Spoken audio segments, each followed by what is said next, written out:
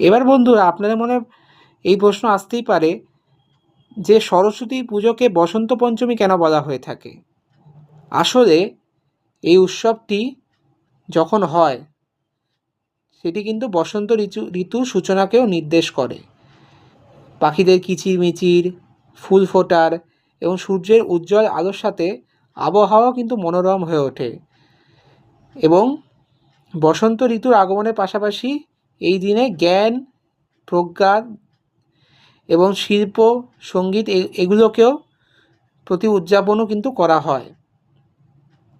জ্ঞানের ভাণ্ডার আরও প্রস্ফুটিত হয়ে ওঠে।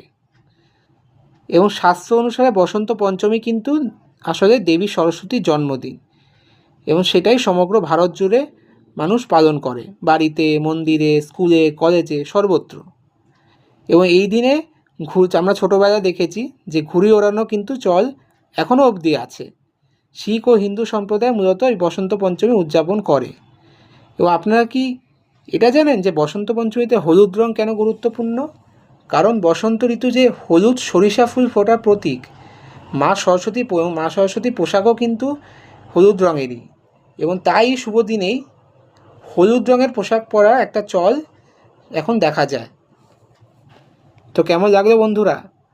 আশা করি আপনাদের এই তথ্যগুলো খুব ভালো লেগেছে। এই ভিডিওটি ভালো লাগলে লাইক, শেয়ার, সাবস্ক্রাইব অবশ্যই করবেন। তাহলে আমি নতুন নতুন আরও কন্টেন্ট নিয়ে আসার জন্য অনুপ্রেরণা পাবো।